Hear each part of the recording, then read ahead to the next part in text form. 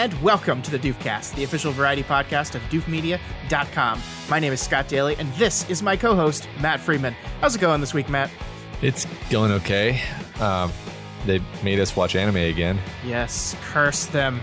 Curse them all! In 1 year, I will return with my army to lay waste to all these that make me watch anime, this pathetic race of... 1 year? What are they supposed to do in the meantime? I don't know, like run and stuff, I guess. Oh, okay. Or they could just like stay in the same spot and do absolutely nothing. Yeah, makes sense. Either way, really. Yeah. This week on the show, it is another one of our Council of Doof episodes. Matt, what's that mean? That means once a month, those individuals that donate to Doof Media on Patreon at the Doof Warrior level or above, our Council of Doof, will get to collectively decide on a short story or movie for the community to consider for entrance into the canon. Scott and I, and then maybe some guests at some point, will meet, talk about the movie, and then present our case for why it should or should not be admitted. But as always, we are leaving the final decision up to you guys. And by you guys, we do not mean, there was a little bit of confusion on this last month. We do not mean just our patrons. We mean everyone. This vote is open to everyone that is listening to this episode right now. If you have downloaded this, you can vote. So it is everyone's decision, the world's decision. Not I get one vote, Matt gets one vote. Everyone gets one vote. It's democratic like that. Yeah. Exactly. All right, so stick around, listen to our arguments, and then find a link in the show notes to cast your vote. Matt, what is the council brought for us today? The council has nominated season 1 of the 2017 animated Netflix show Castlevania. Yeah, so this is technically against the rules, but like technically season 1 is only 4 episodes, and it was originally supposed to be a movie, and then they turned it into a show. So, like, I guess I'll allow it. I mean, we're doing it right now, so I guess we have allowed it. But this is stretching it, Matt. It's Never again. It. Never again. So yeah, we're going to be talking all about season 1 of Castlevania, which is the first 4 episodes. There will be spoilers. So if you don't want to be spoiled, go watch it. Yeah, or don't. Yeah, maybe don't. And then after we talk about Castlevania, we're going to have another pandemic update as we talk about what we've been doing to keep ourselves busy in this crazy time. Matt, I've been watching a lot of television, so I've got some TV shows to talk to you about. All right. But let's get right into it and talk about Castlevania. There is a darkness upon the land. A savior is needed. Who are you?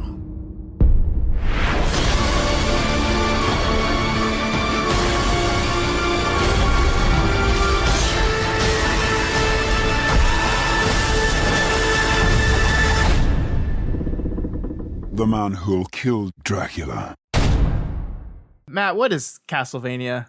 A vampire hunter fights to save a besieged city from an army of otherworldly creatures controlled by Dracula. Yeah, he does do that. So that is in there. Yep. This is a 4-episode season of Castlevania. It is based on the video game of the same name. Have you ever played any Castlevania video games, Matt? No. So no. Do you know what a Metroidvania is? No. It's a type of video game. Oh gosh. I mean, I know what Metroid is. I don't know. Is it a type of video game that's kind of like Metroid, the original? Yes, and kind of like Castlevania. Okay, makes sense. I got it. Yeah. I feel like I got it. But this is based off of, I believe it's the 3rd game in the series, Castlevania 3, Dracula's Curse. It stars as 3 main characters, Trevor, Belmont, Alucard, and Sypha. Is that how you pronounce her name? It was hard for me to tell. And so, Matt, what'd you think about this show? I hated it. Yeah, I mean, I think we are people that try to be positive about things generally, right? Like we like stories and like storytelling and try to be positive and up. But this is something that someone else had us watch, and I did not like it. I thought it was bad. I thought it was real bad, actually. I think we'll find some good stuff to say about it in here, but I think it was really poorly written, both from a story and a dialogue level. Oh my God, yes. Like it was just really badly put together on every level. Yeah. And structurally, it's 4 episodes long. The episodes structurally are just like the first episode is like this disconnected prologue thing that doesn't really introduce you to any of the characters who you are going to know at any point. And then you meet your main character in the second episode, which should be the first episode, actually. In fact, I'd probably like it more if the second episode was the first episode. Oh my God. That's my main, cut everything out of the first episode. Yeah. Get rid of all that. We can learn about that throughout the course of the show. We'll talk about the details of that, but ditch it entirely. Yeah. And then the next 3 episodes are just boring. They're just pretty boring. Yeah. God, it is amazing how little happens in the show when you really break it down. I mean, here's the show. Trevor gets to this town. He talks to some old people. They tell him that there's their granddaughter is down in the crypts looking for some legendary hero. He fights a Cyclops, and then she comes to life again. Woo! Then he fights the town people, and then he goes back down there and he finds a vampire, and then they fight. The end. Mm-hmm. Yep. And obviously there's a few more things in there, but they're all just kind of he's a drunk. He's given up on life. Mm-hmm. See? And you're like, yeah, I got it. You could have done that in 5 seconds. I already got that just from the way it opened. He's in a bar getting drunk and he's wasted and he gets his ass kicked by a bunch of shitty bar patrons. That done. Bam. You did it. Yeah. So let's start at the beginning though. Okay. Why this is bad. And first of all, we talked on a recent book club about how I hate prologues and I think prologues are bad. And I think this is actually, this whole show, or this whole season at least, is one long prologue that has its own prologue, which is, as you said, the entire first episode is basically establishing the world and what's going on. So we open on a woman walking up to a scary, spooky castle, and then there's a Dracula there. It's Dracula. And I think it's interesting, Matt, how the show plays pretty loose with what parts of the Dracula mythology it expects us to know and what parts it doesn't. I'm pretty up on my Dracula stuff, so I caught onto things right away. But if you didn't know all the stuff, I think you might be a little lost. Because a lot of it posits this world. I think a lot of not only the Dracula storyline, but the Castlevania storyline is in the past. This is past a certain point, because we learn about this Belmont family, and these are the main characters of Castlevania, but they're a family that's been doing this forever. And he's the last one now, so it's it eventually gets around to that. But anyway, I'm digressing. So she wants to learn about science from a vampire. So, okay, that's fine. Sure. And then we flash forward, I guess. Long time. It doesn't say. Years and years. Yeah. And she's being burned at the stake by the crazy religion people, because there's crazy inquisitors in this world. And that's Dracula's wife now. Yay. Yeah. Yep. And so what's funny is that first scene I was kind of into her arriving at his castle and it being okay, it's Dracula, but he's technologically advanced. It's he's the vampirism, a smart science dude, science Dracula, and the vampire stuff is actually science, or maybe it's sciencey, magic-y stuff that's going to be fun to explore. And I was like, oh, cool, this is going to be really interesting. We're gonna have Dracula the scientist, and we're gonna explore this. I like these kinds of deconstruction. Oh no, that was just the first scene. No, we're done with that. Oh, he's just bad now. He's just evil now. Okay. Yeah. Well, and then so they burn her at the stake because they think she's a witch, and she's one of the only people that's not a witch, because this is a world in which witches and demons and all these things actually exist. But she's just not one of them. So, Oops, they fucked up. Oops. It pisses off Dracula. He This is the part of this is the thing that I like literally had to pause the show and be like, what the fuck? Because he appears and is like, in 1 year, I'm gonna kill all you guys. So you better watch out, because I'm gonna kill you all in a year. And they like the writing basically explains it's because he needs a year to raise his army, which I get it. Like I get there being, but like my immediate thought is, oh, so they're gonna be like, okay, shit, we got a year to strike against Dracula before he raises this army. And then the show just cuts forward to the end of that year. And I'm like, why'd you do that then? Why didn't you just do it immediately? Yeah, why did you just have him do it? Like that was just like a 20-minute, like a 5-minute scene there where I was just like, I don't know why that happened. I mean, the reason it happened is so we can have like this moment with Alucard try to fight his father, and we don't realize that's him at the time because he's bathed in shadow and creepy and spooky, and then we don't realize till the very end of the 4th episode that was Alucard and he was trying to stop his dad, and he's going to be one of the good guys. So that's why we did that. But it felt really clunky to me that like you put this 1 year time limit and then just jump forward a year. Like if I'm editing this, I'm like, why do that? Just do it. The first episode is just hilariously ridiculous in that specific way that it like it takes these jumps where you're just like, wait, what? Oh, that we're done with that. We're jumping again. Which of these characters matter? Yeah. Don't know.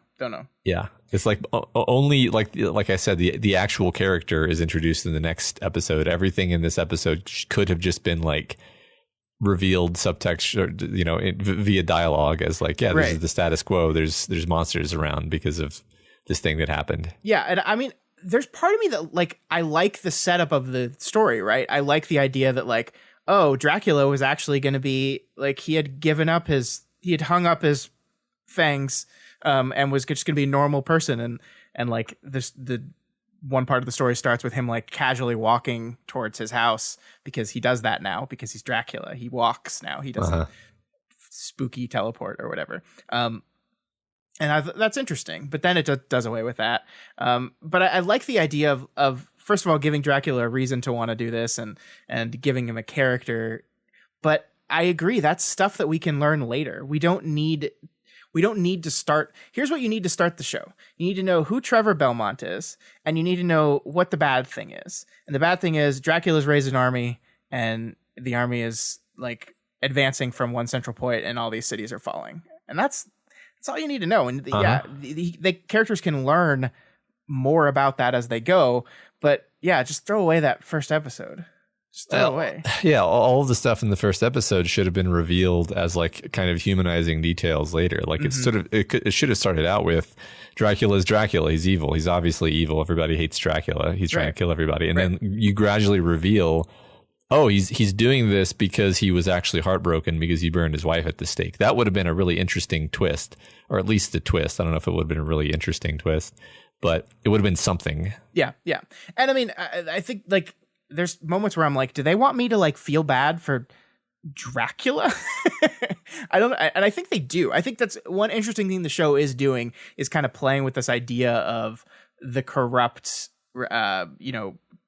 Christians and how they've basically this one guy in particular, although he's dead now, so I don't know where they go with this corrupt Christianity from here because the main evil dude got killed by the end of or maybe he's like become demon possessed. I don't know. They'll come up with something.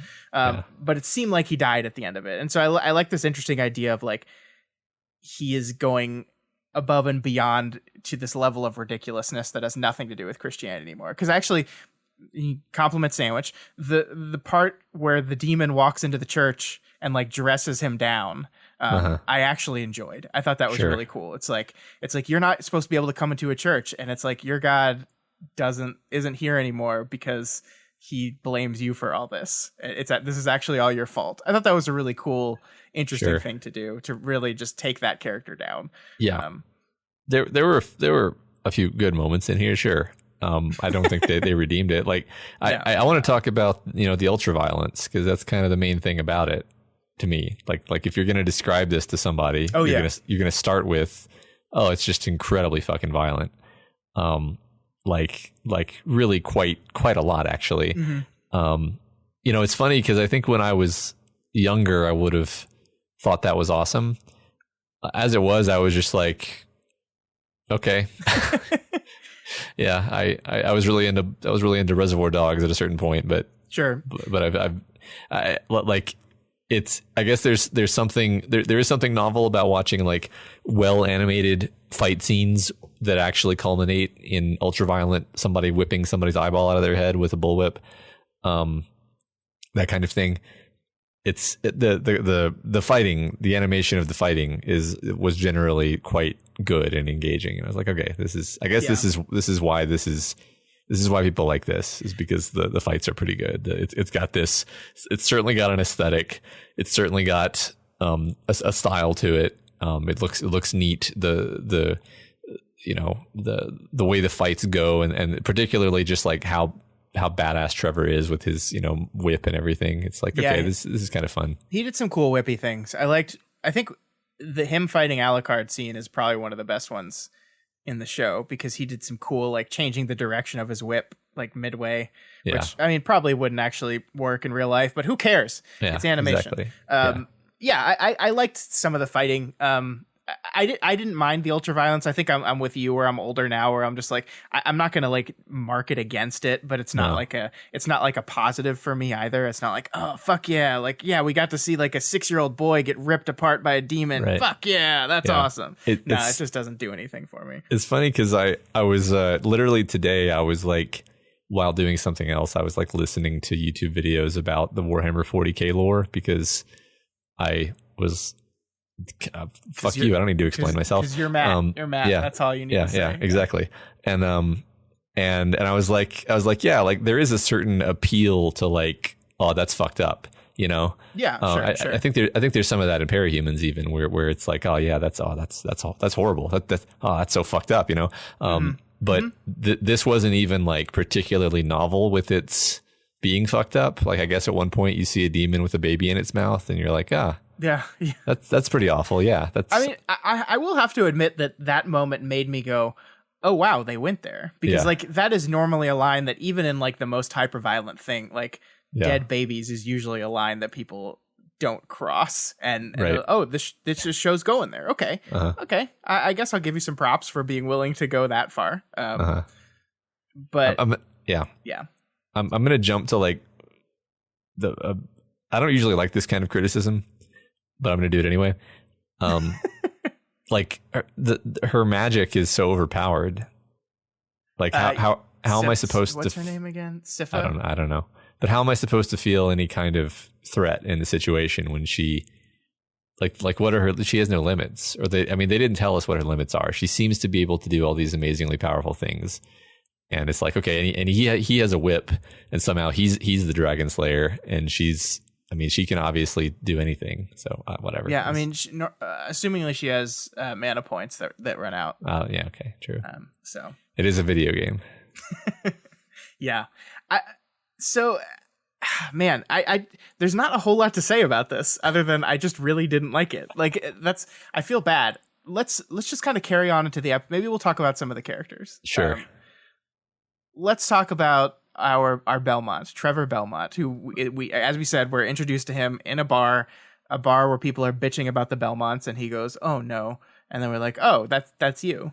So we learn that the Belmonts are this family line of vampire hunters. They are the demon slayers, and they were blamed for the demons they were slaying by the church and excommunicated. And so he's like the last in his family line, and he's a drunk. And so if there's an arc throughout this season, it is an arc of Trevor Belmont going from selfish drunkard to hero that is going to save the people of the town and fight against the demons. I guess. Yeah, I thought it was fine. Like the part when, like it's all poorly written, and so that's a strike against it. But like the scene when they corner him in the house where the speakers live, and he like takes off his robe, and you see his like proud, Belmont crest and his armor, and you're like, like he's taken on the mantle of being the hero. Yeah, and he's not masking it anymore. He's not masking who he is anymore. Like it's a trope. It's not even a particularly well executed form of that trope, but I guess I felt an emotion when that happened. So. Sure. Yeah, I mean, he's not a bad character. I think you're right. It's just a character we've seen a lot, and I haven't seen anything in him that separates him from the other drunken long line of family members that has fallen on bad times and is going to be redeemed through their superheroing type of thing. Which, I mean, again, look, this is what happens when you don't like things, right? When you don't, we've talked about this so long. What happens when you don't like things is you start nitpicking everything, because when the thing is not working on you on any level, the details start to bother you more than they did. And that is something that, like, I don't necessarily like. If it's an unoriginal character arc but executed well, I don't mind, and I think this one's executed fine. I guess in a certain sense it is. In a like the particular scene I was just referring to, there's way too much talking. You know, I mean, there's way too much talking everywhere. Like, yes, there's always way too much. Yeah, I called this an anime last week, and on watch, I don't actually think it is. I mean, these characters are based off of drawings of characters from a Japanese video game, so they do look a little anime-ish, but it's not like stylistically, and like it's not very anime based on the number of animes that everyone has made me watch. But one of the ways in which it definitely is the dialogue. Mm-hmm. The ways in which people just talk through the themes. Yeah. And that happens a lot on the show, where they're just talking through everything. And I get it, but it just was not very interesting to me. Yeah, I agree completely. And that's the thing is, I don't know what it was. Like, I think maybe a combination of the voice acting and the animation carried a lot of the weight for me, because by the end of it, I actually am kind of, I kind of like Trevor as a character. Like, I'm like, okay, good. And like, why though? Since I obviously think that the writing was terrible. I think it's because the voice acting and the animation and it's sort of, I mean, there's no actor because it's a cartoon, but the voice acting and the animation come together to kind of make this charismatic person jump off the screen.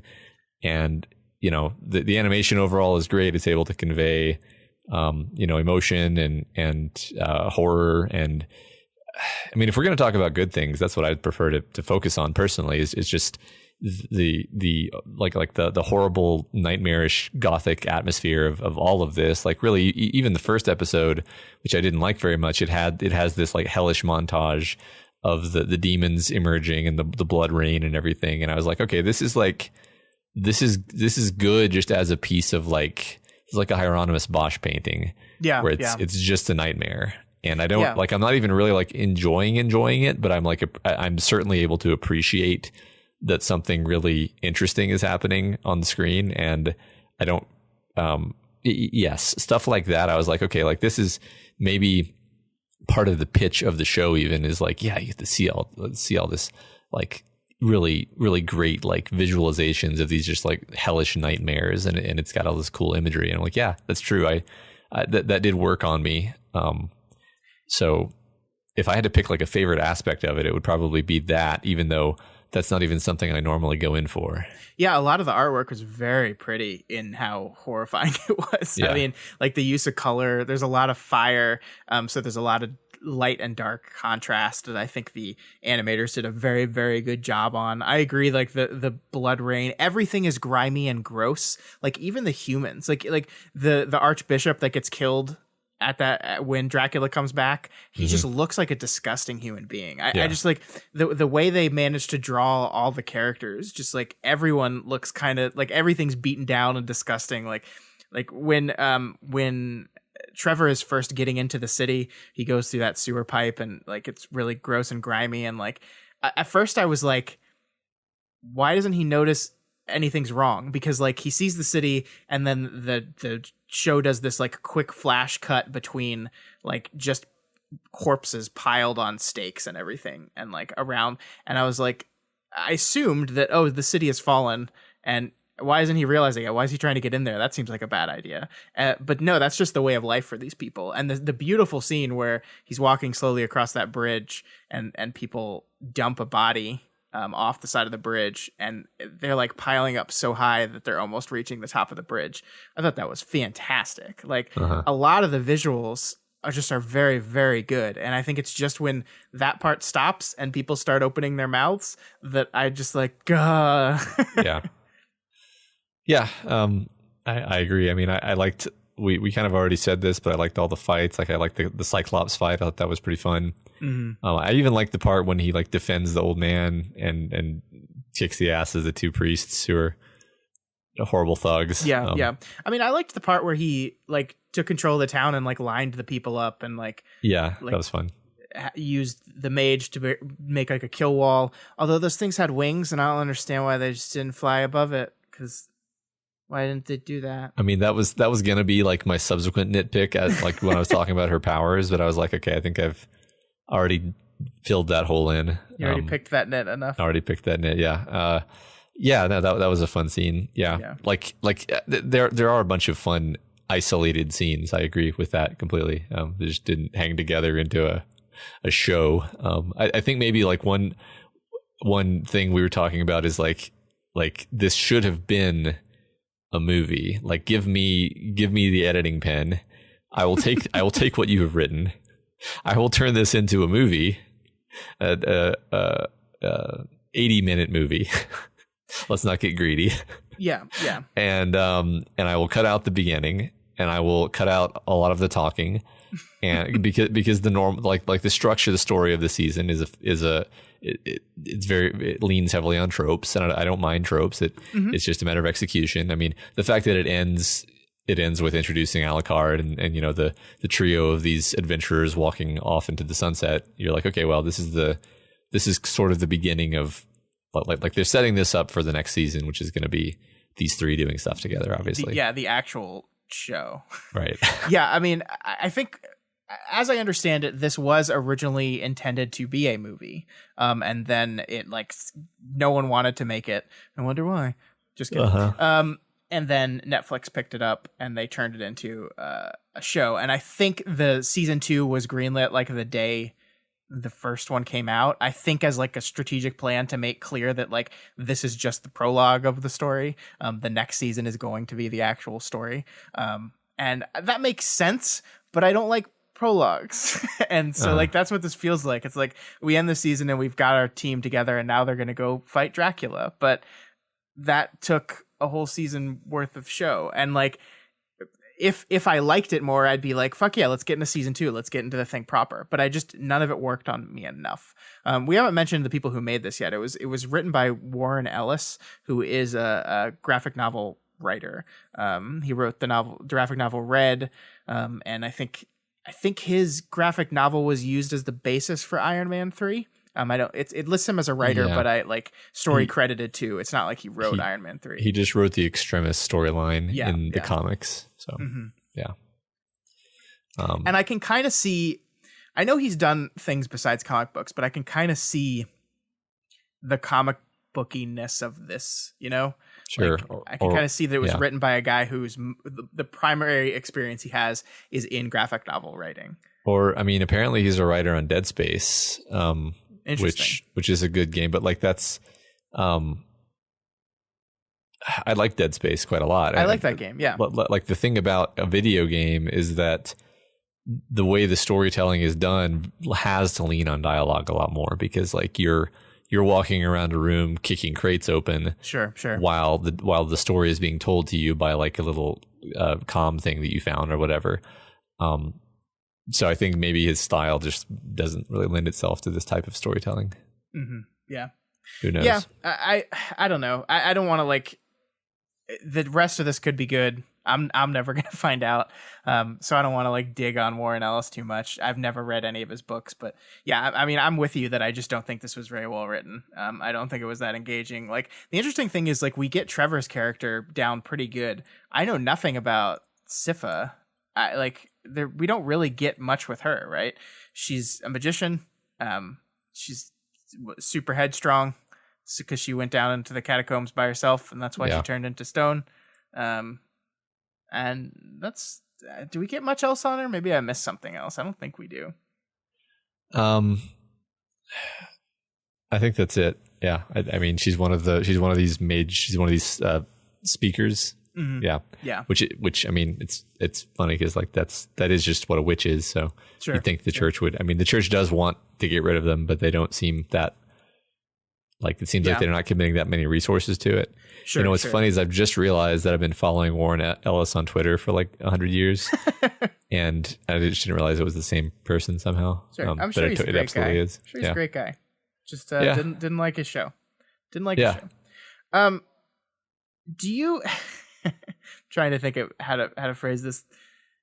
I feel like when you introduce actual demons and stuff to a world in which there are like crazy church people that burn people at the stake, it makes them a little more understandable. I'm not trying to say that the church is good in this. Clearly, the show wants you to think the church is bad. But like, in our world, we burn people at a stake in which there are no such thing as witches. Yeah, there are witches in this world. There are demons. There are vampires. Yeah. There's a literal war against demonic monsters in this world. Yeah. And so you can at least justify the use of force. I'm not trying to say the bishop is a good guy. No. I'm just saying maybe he's not quite as bad of a guy. Well, I think it is kind of funny because the show obviously has this extremely uncomplicatedly negative view of the church. Yes. I mean, like, all of the priests are just thugs wearing priest outfits. Like they're all awful. They're all violent. They all have knives, and they're like using like the long pole with the cross on it as a weapon. Yeah. And all this stuff, which is very anime to me, actually, because anime loves to appropriate Christian iconography and use it in ways that make no sense. That's true. But at least in this case, it's actually like, oh yeah, well they're actually priests. But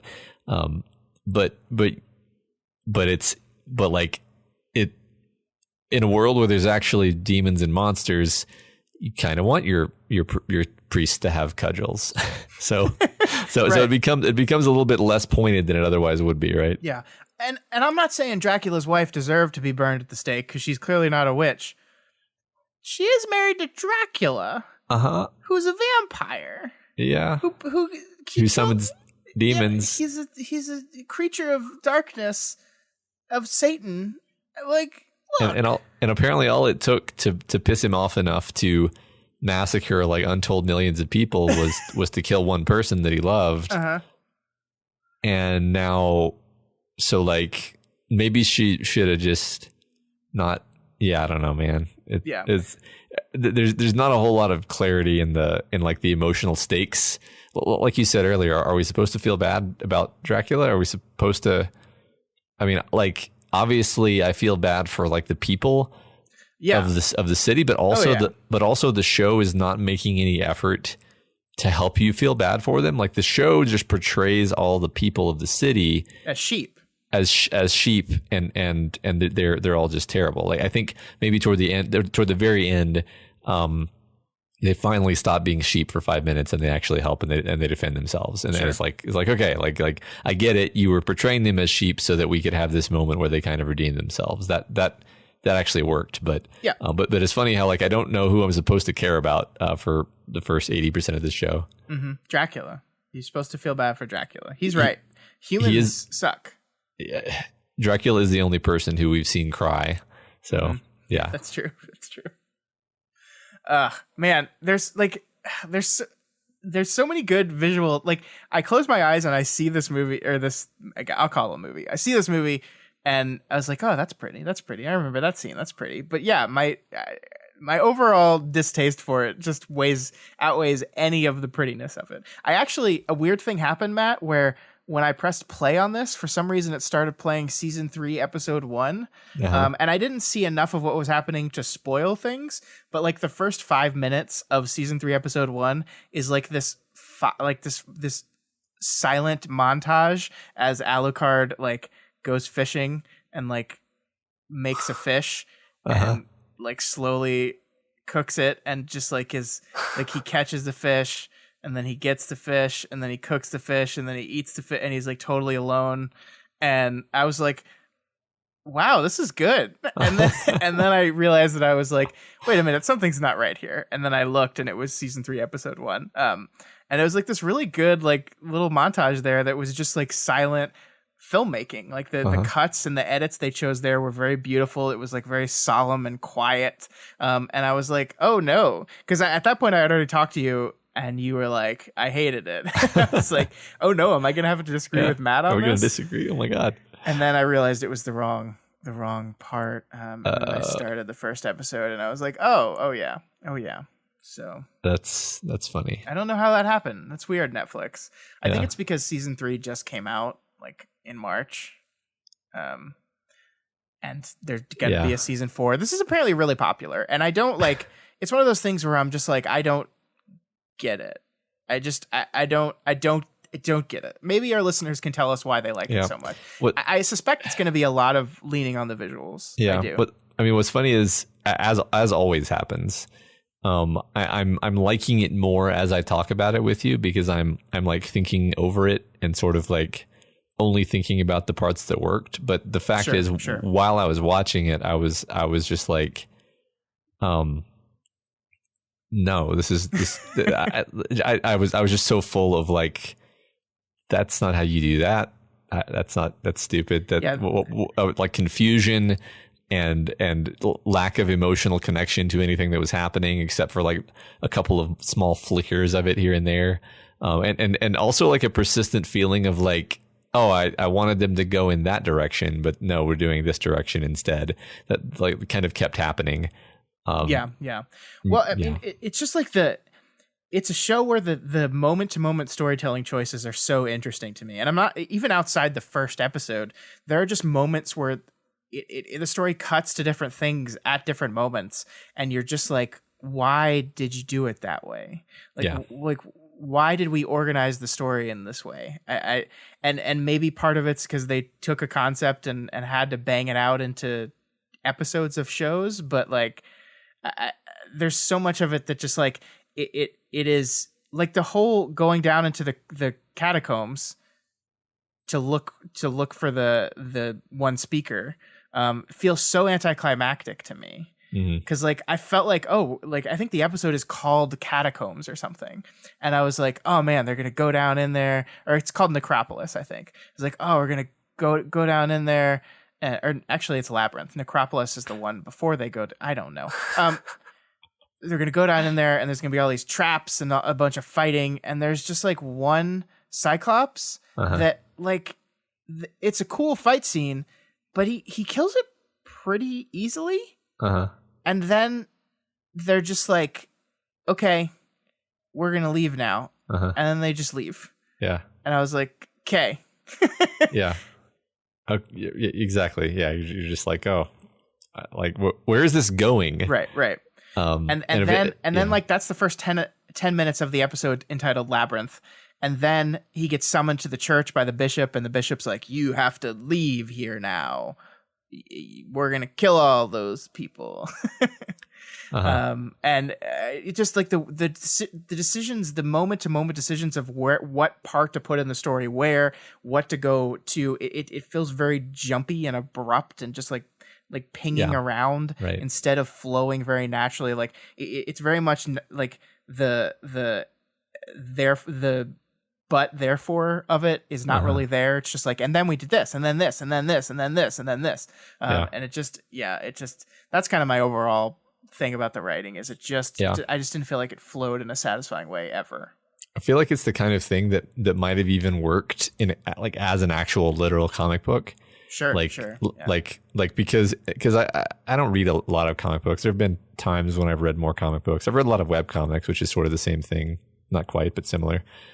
And I feel like that is a medium that actually lends itself to more like, and then we're going to go over here and do this. Like there's just something about it where when that happens in a comic book, you're just kind of okay with it because it's a different language. Like cinematic language teaches us to be like annoyed when we take a digression of a certain kind. It's interesting because it's not something I've ever really thought about in this way.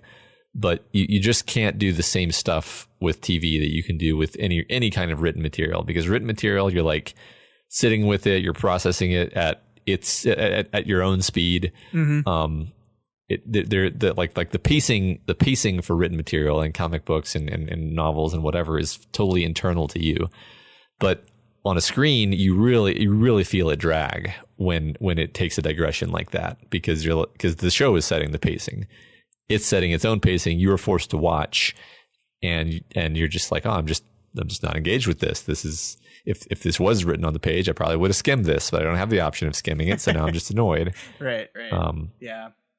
Yeah. I don't know. I'm interested to see what our listeners think about this, why they like it. If it's because of the animation, I'm right there with you. If you like the story, please explain to me why. Yeah, I mean, maybe it's one of these things that gets really compelling in later seasons, in which case, yeah, sorry, they didn't hook me. It very much could, and I think it could be that thing where people are much more willing to just like ride it out until those moments. I'm just not. Yeah. I still haven't seen Onward. Come on, I got stuff to watch, guys. So that is it for Castlevania, I think. Matt, I think we've made what our votes are on this clear. Like last month we had this big conversation about Primer. It was like we both thought Primer was good, but is it good enough? Like if there's going to be a vampire thing on this list, I can think of like 30 things that I'd rather have on it instead of this. Almost anything. Yeah, almost any vampire thing. Blade 2. Oh, Blade 2 is great. We gotta someone make us watch Blade 2. Seriously, it's funny. I was thinking today, like, we've reached the point of the quarantine where I kind of want to watch Blade 2. Yeah. Anyway. Love it. But so that's our vote. I think we're both going to say no on that one. But as we said, it is up to you. The voting is live right now. If you're listening to this, you can check out the link. It is a link to our Patreon, but it is a public post on Patreon, so you do not have to be a patron to vote in it. It's just Patreon is the easiest place for us to do it, and make sure that like we're only getting one vote per person type of thing. So you have to go to our Patreon. I think you have to have an account, but you do not have to have like be giving us money like that. It is a public thing. You should be able to vote on it just fine. Should we change that? Should we just make it like a Twitter poll? I'm wondering if we should just make it a Twitter poll. That might be easier. But then people have to go to Twitter. I mean, I don't know. We can ask people what they think. Yeah, I'm trying to decide. I don't know. Patreon. Well, I think the thing with Twitter is I don't know if you have to have a Twitter account to vote in a Twitter poll. Well, I don't know. Let's keep this one on the Discord or on the Patreon. Yeah, let's get some feedback. Where would it, if you did not vote in the last one but wanted to, but like the idea of making a Patreon account just was you didn't want to have to deal with that hassle? Would you rather it be on Twitter? That's a good question. And we'll get the feedback from that and we'll change it up. But yes, this one will be on Patreon. Link in the show notes. Again, you do not have to be a patron to vote. So let us know what you think. Yes, this is not only good, but one of the best vampire stories ever. Or no, the opposite of that. It's not. Yeah. We've given our opinions. Yeah. Can't wait to see the result. All right, Matt, it's time for another pandemic update. How you hanging in there? Oh, it becomes monotonous. I think that's the hardest part for me is the monotony. Mm-hmm. Actually, it's like no particular thing for me is that daunting. I do have to like work while also homeschooling. That's not great, but it's more the fact that it's the same thing every day that is beginning to wear on me at this point. We're I don't even remember how many weeks in we are now. That's another funny thing is just time has lost all meaning. I have no idea. This is my third week of being told not to do work. Mm-hmm, mm-hmm. So this is my third week of PTO / not working, but it's also like I think there were like 3 weeks of me working from home before that. So this could be week 6. Oh, I don't know. I don't know anymore. Yeah, I didn't bother looking at a calendar, and I actually have no guess. Yeah, how are you doing though? I'm doing okay. I think I'm with you. My job is not something I love, and I'm very, very thankful I have this to do every week. I have our suite of podcasts and all the stuff I have to read and prep for those, because it's keeping me relatively busy. Still not nearly. I mean, I had I'm used to having 2 full-time jobs. And now I have 1 full-time job basically. And so I find myself with a lot more time than I'm used to. And I couldn't imagine if I didn't have Doof Media what I would do, because I think I'd be going insane. So this is keeping me busy enough. I'm also playing a lot of video games. I'm streaming every day on our Twitch account, twitch.tv/Doof Media, if you want to hang out with me during the day. I've been playing the Final Fantasy VII Remake game, which I finished today because I've been doing nothing else. So it's like a 40-hour game, and I finished it in a week because that's what happens when you don't have a job, Matt. And I really like that. I think I'll have more to say about that game a little bit later. I'm not ready to like talk about what I liked about it and the parts that I didn't, but overall, very enjoyable experience. I've been watching a lot of TV. I'm reading a lot, hanging out with my wife. She's still working. She's just working from home. So I think I agree with you that it's just like every day is the same. Like there's no signify. Like to me, day of the week doesn't matter anymore, except for I have to meet Matt at 9:30 to record something. Yeah. And this week we've been doing that every night. So day of the week really doesn't matter. It's just which thing is it tonight? Oh, it's this one because it's Thursday. Got it. Okay.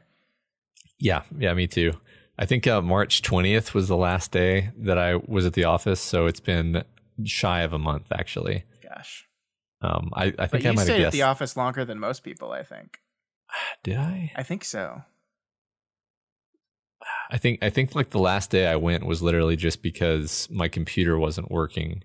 What happened was I had been working from home prior to that, and then I went in that one day because I couldn't remote access it. But yeah, basically it's been a month. Yeah. It's I don't know how much longer it's going to be. I'm at this point I'm like trying to think how I can solve this problem. This problem being like the feeling of grinding monotony, because the normal things that I would do to kind of interrupt a sense of restlessness are just not available. And also it's been snowy here the last couple of days, so the thing that I've been relying on, which is just taking long walks, has also not been available. Hopefully that cuts out soon. It's mid-April. It should get warmer. Yeah. It's been kind of chilly here too in Texas, which is weird. Mm-hmm. The weather is crazy. Yeah. So I don't know. I'm just trying to be more creative and like I have a bunch of projects I've been working on. So that's been not like, I'm trying not to just waste this time. You know, I've actually filled it with Doof projects, other projects, and that's been nice for me. Yeah. Matt, I watched a show called Lego Masters. Tell me about it. And let me tell you, this show is great. It's about people building Legos. So wait, it's not like fiction. It's reality TV. It's like a Lego building competition. It's like teams of 2 have to build things. Like they get instructions from the judges about what they have to build, and then they try to build the best thing. It's hosted by Will Arnett, he of Lego Batman fame, and it's really good and enjoyable. These people are so good at building Lego. It's insane. I immediately want to look up like pictures of the stuff that they've built. It's so impressive. That sounds like a really fun idea, actually. Like it's sort of the idea of like the cake making ones, except Lego is just something that's literally a building material. So yeah, cool. Mm-hmm. Yeah, I mean, it's a lot. I don't really like reality TV that often, but I could get behind this. The 2 reality TV things I really like are like cooking competitions, like MasterChef, and weird shit like this. That's just a random skill that people are very, very good at. Then they compete against each other for it. And if the host realizes the absurdity of it a little bit, that makes it more enjoyable. And Will Arnett is just cracking jokes about how crazy this is. So Perfect. Yeah. I bet my kids would like that, actually. I think they would. I mean, like, there's all the crazy terms, and like they build like, I don't know how they like. One of the things in the finale had like movable flapping wings that actually like flap. They built a griffin and it like had wings that flapped and like and articulated on multiple points. Like it wasn't just 2 solid wings moving up and down. They like actually like flapped. It's so impressive, the stuff they come up with. That's pretty awesome. Yeah. Except I'm mad at who won. I won't spoil it for anyone, but the people who won are the people I did not want to win. Well, that's just part of the reality TV experience. Yeah, apparently I'm not the only one who feels that way. Like his Twitter was in an uproar. Lego Twitter. Oh man, Lego Twitter. Yeah. Let me tell you. Ruthless. Yeah. So I've been keeping busy. I've decided to rewatch all of Star Trek. Cool. All of it.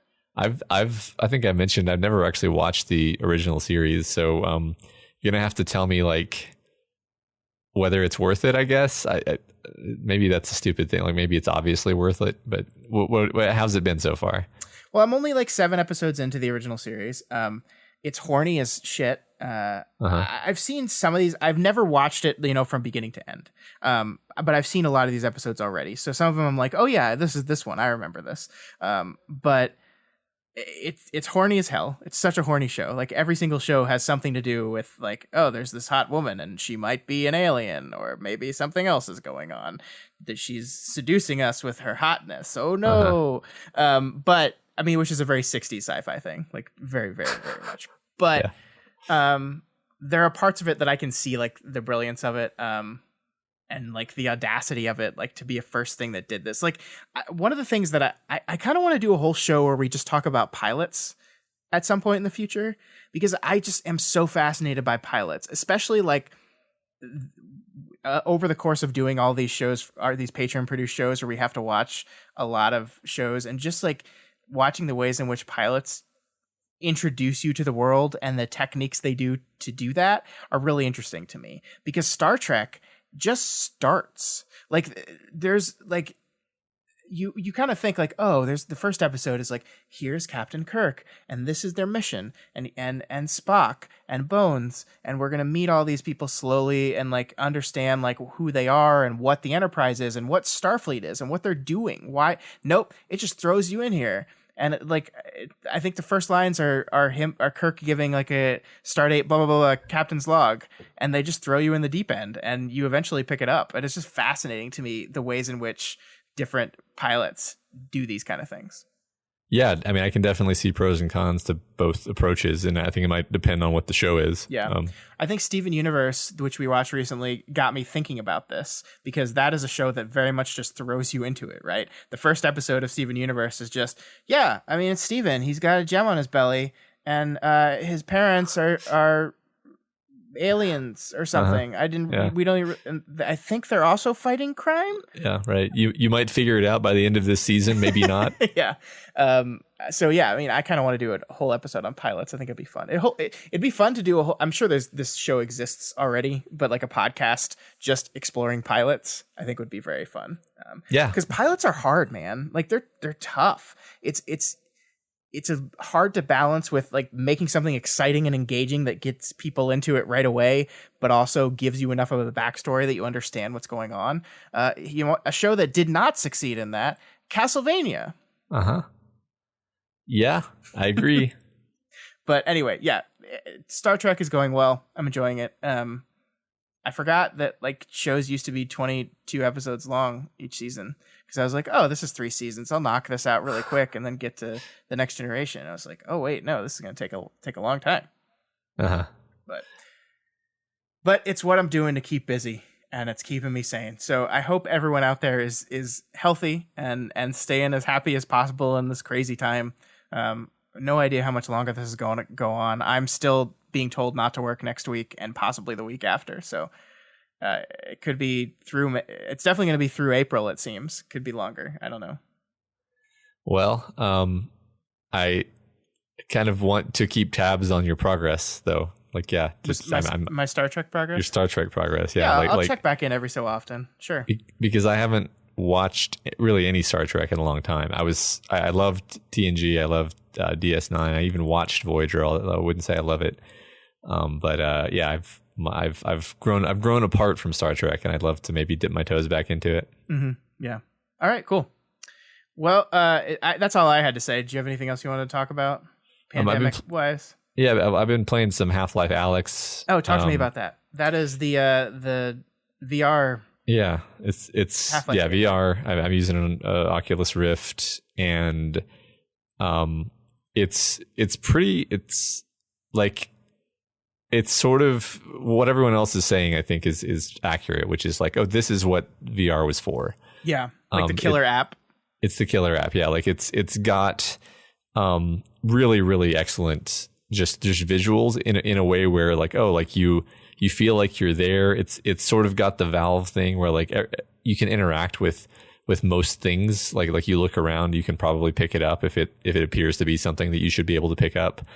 And that really helps with the feeling of like, yeah, this is real. I'm really here. Like there's a lot of really cute kind of things that they do where like if you if you like are holding something and then you like tap your gun against it, then the controller actually like vibrates very slightly, like it gives you the feeling that you just tapped something, you know.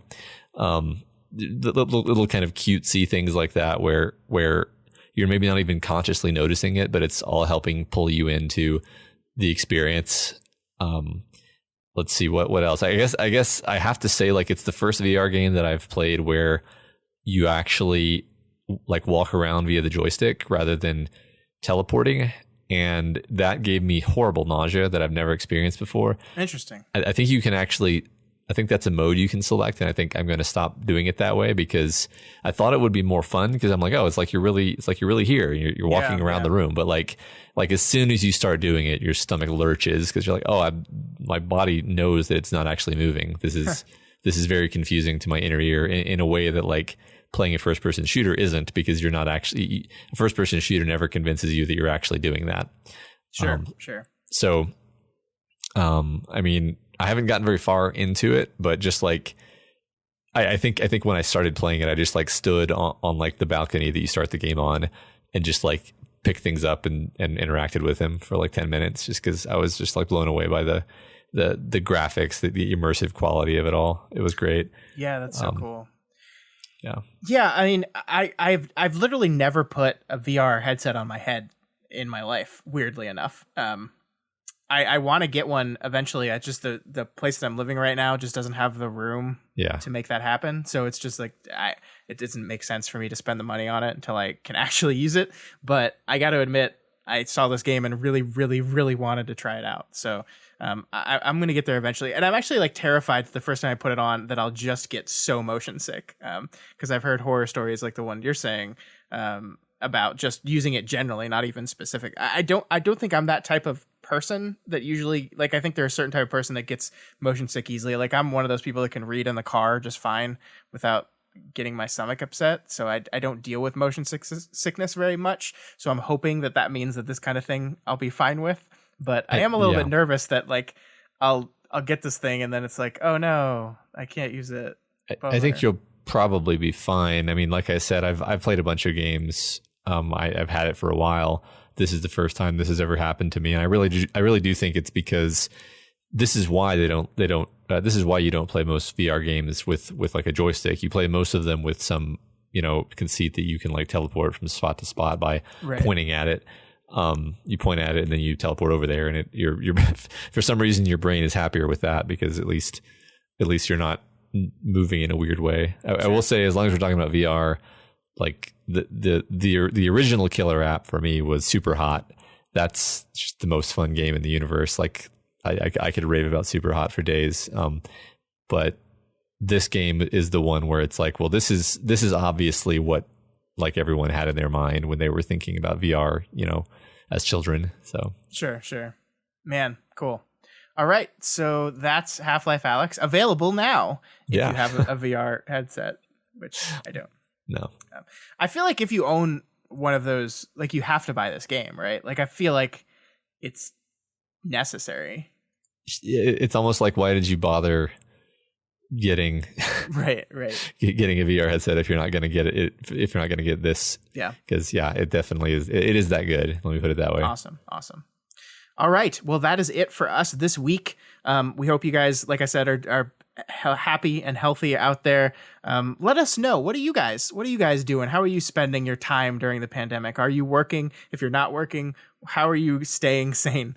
And of course, if you have any opinions, and I think you're gonna, about Castlevania, please feel free to reach out to us via email at doofmedia@gmail.com or on Twitter @doofmedia, and make sure you remember to vote. Go vote. Yeah, and if you're not already subscribed to this podcast, we encourage you to do so and ensure you never miss an episode. You can find us on iTunes, Stitcher, YouTube, Google Play, and pretty much anywhere else podcasts can be found. And you can find this on all of our shows over at www.doofmedia.com. That's where you can find Media MD. It's another variety podcast, just like the Doofcast, by our friends over at Media MD, Ruben and Elliot. This week they did, what was the name of the thing they did, Matt? I started talking and I didn't have it. It's one of those things that's impossible to stick in your head for some reason. Fantasy High. Yeah, it's an actual play D&D show, YouTube show made by the folks at College Humor. And I haven't seen the show at all, but I listened to their podcast today and they were really, really into that show and it made me kind of want to go check it out. So check out Media MD and check out their Fantasy High episode. Yeah, sounds fun. And if you like what we do here and want to support us, consider becoming a patron of Doof Media. Head on over to patreon.com/doofmedia and pledge $1, $5, $10, or $20, and you can help vote for what we cover on the Council of Doof. You can join the council, and please, when you do that, stop bringing us stuff like Castlevania because it's bad. It's bad. Hey guys, I can tell you in inside information, it's not making Scott like anime more. Yeah. Thank you to our council though. I always am appreciative of those that continue to donate to us at that level. We really do appreciate it. Even when you bring me stuff I don't like, it's gonna happen. It's bound to happen eventually. People have different tastes. My taste said this. No. And I spit it right back up. Me too. Also, please consider rating and reviewing us on Apple Podcasts. Every review helps us get more exposure and introduces new people to the content that we make here. Yes, please do that. It means a lot to us. All right, folks, that's it for this week. We'll see you all next week where we're doing another animated series, Matt. This one actually is anime. Next week, we'll be discussing Cowboy Bebop. I'm probably not going to like it. You guys keep doing this to me. But we'll find out. We'll find out next week. Christ.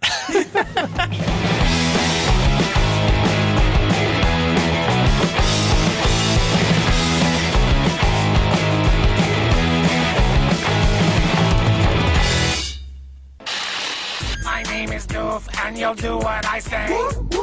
My name is Doof, and you'll do what I say.